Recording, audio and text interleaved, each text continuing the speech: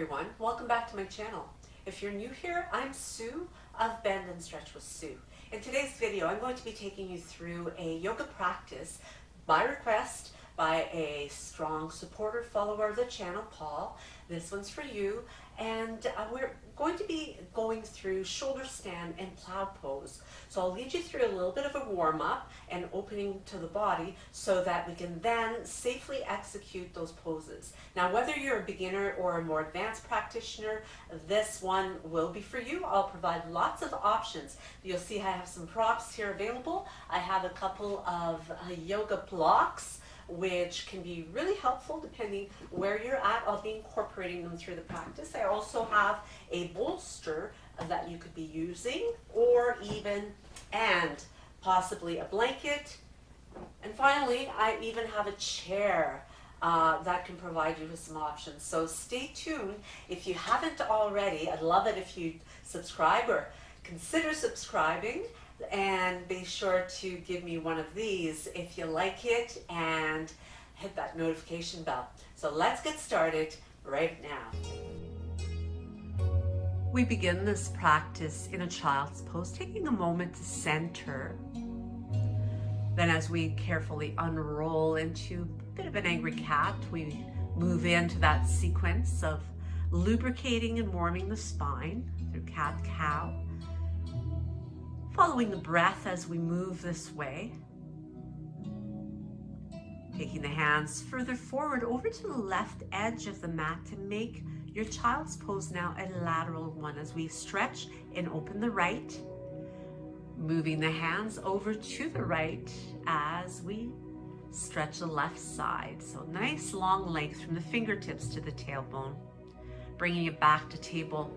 We focus on warming the shoulder here as we make some beautiful rounded motions with the arm, linking that movement to breathing. And as we reach up, we take the arm right through to thread the needle. Bring the head down, bring the shoulder down. You can even deepen the stretch in the wrist as you turn the fingertips towards you, keeping a stacking of elbow and wrist.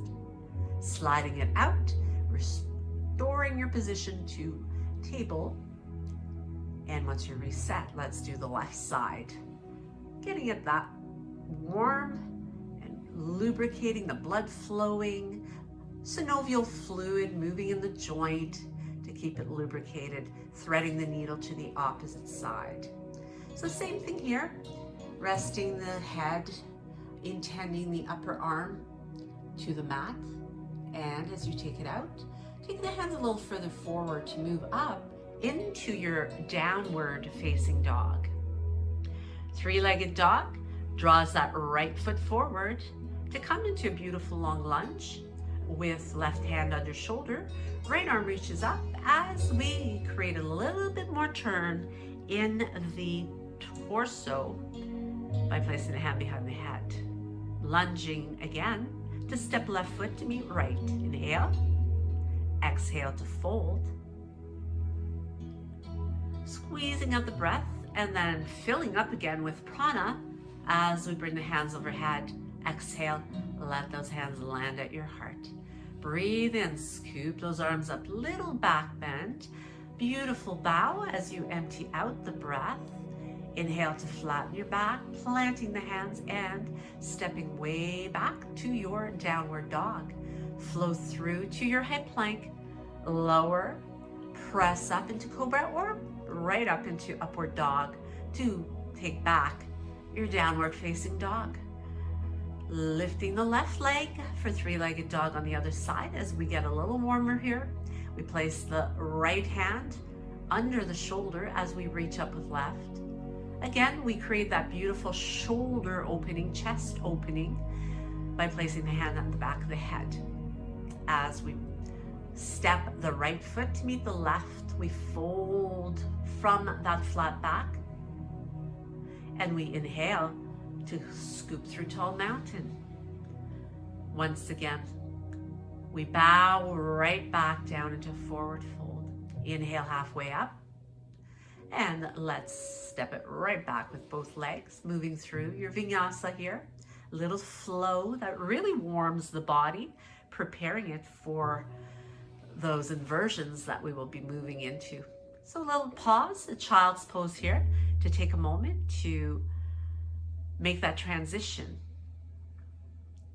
as we bring more warmth into the shoulders here. We really want to focus on opening those up. They're so important when we move to our shoulder stand and plow.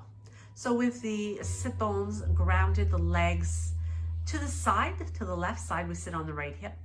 Left arm reaches to the right knee, and the right arm wraps around the lower back, intending it toward the left hip. Taking the gaze back past your right shoulder, reaching the crown of the head upward, and unwind your body to come back to your starting position. Gently sweep the legs over to the opposite side. Same thing here. We stack the knees and intend those sit bones to ground, reaching up, and the right hand reaches to the left knee and left arm behind. Reach up tall. Take your gaze, bring it back behind you.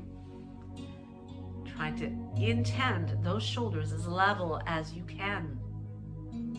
Beautiful reach back there.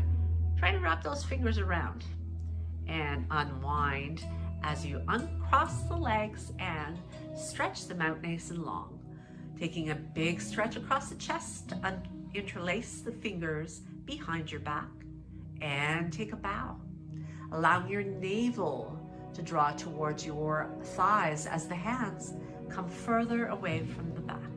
Come back up, give yourself a nice shoulder roll here. And as you drop the ear to one shoulder, further warming up those upper back neck muscles.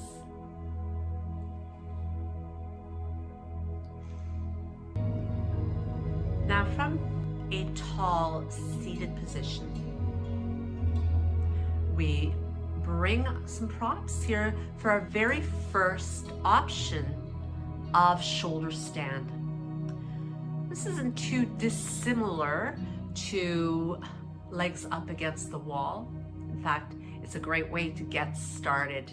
So placing the blanket underneath the shoulder blades can help to give you a little bit more support so that you can let the head come above the folded blanket, keeping your neck really well aligned as you do so.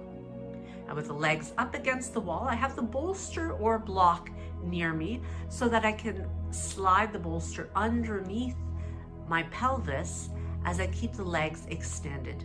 So this is more of a restorative shoulder stand, and is quite accessible to most as we have that modified and very restful place to let the pelvis sit. Now, the block has 3 settings, so we could actually elevate the hips even more by placing the block underneath the pelvis to create even more height. As we remain here, the advantages of shoulder stand is that it really is beneficial in calming the brain. And it's also stimulating to the thyroid gland and prostate gland in gentlemen, as well as the abdominal organs. Now, as we bend the knees and slide out that block using the feet to rest against the wall, we come back up again into preparation to move into a more traditional style of shoulder stand. Using the blanket can be really helpful if you find that this puts pressure on the neck. You should never feel like you are straining your neck in any way. And you can see here, my neck stays aligned with the rest of my spine. So recreating the very same position, I lift up into a bridge. And as I interlace the fingers here, I create a really nice stretch through the front lines of the body with my block nearby and accessible to me.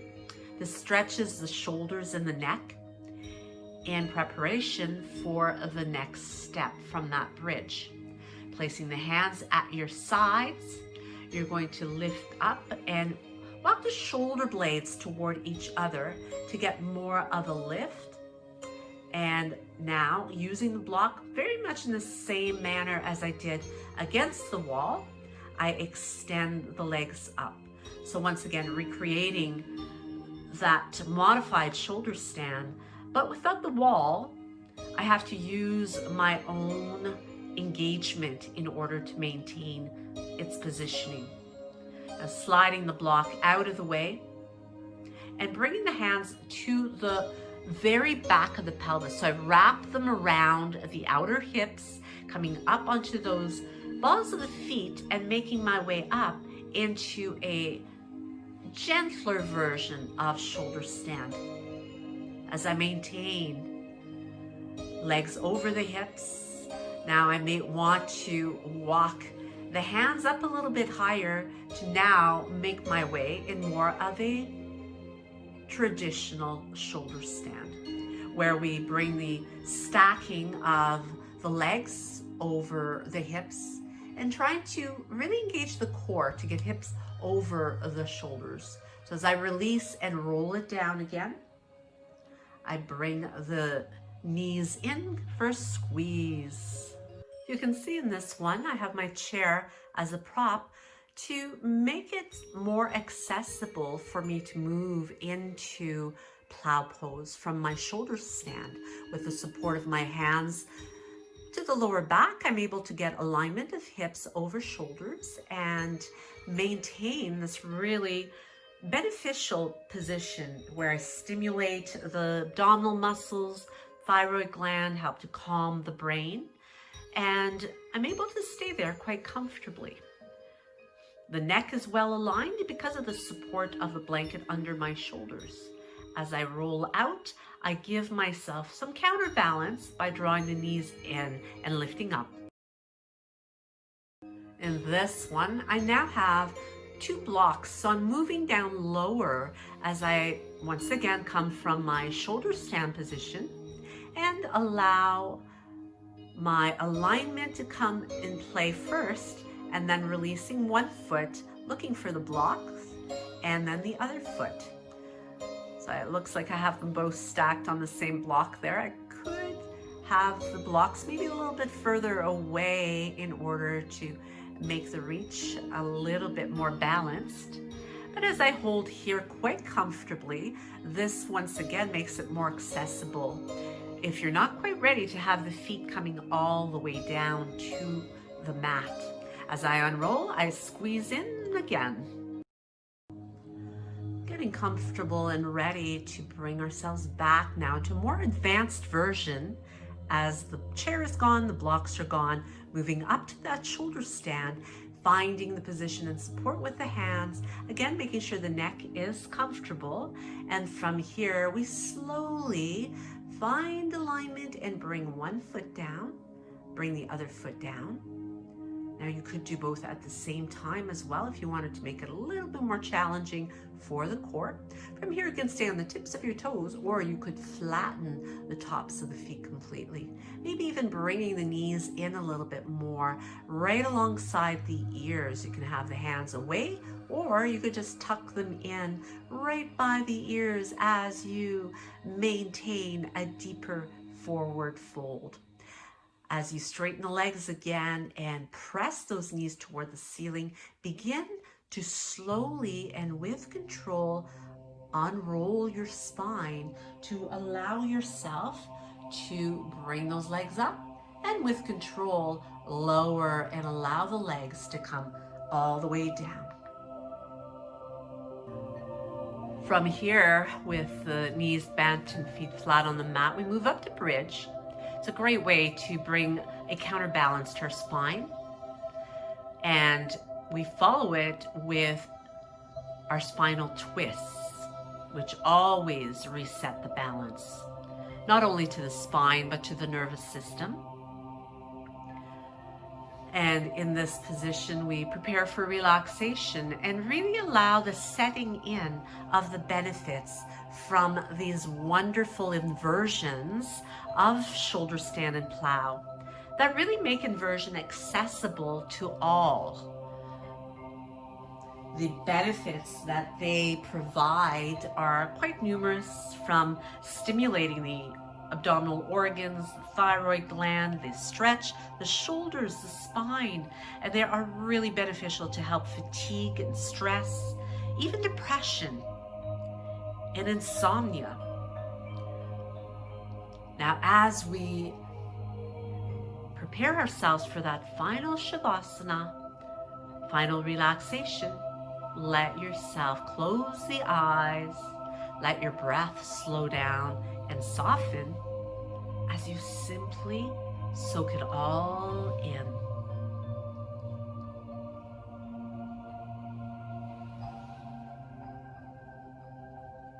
Breathe easy and softly.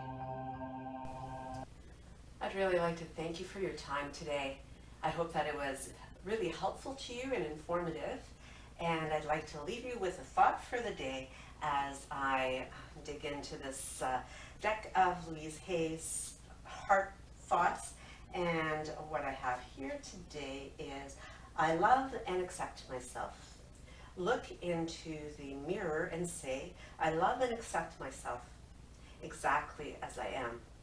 When I accept all of myself, I am whole and I am healed. So I hope that is a empowering thought for you today. Do be sure to hit that subscribe button and give me one of these if you liked it. Notification bell so you know when I upload new content, and you can check it out and you can check me out in the next video. Namaste.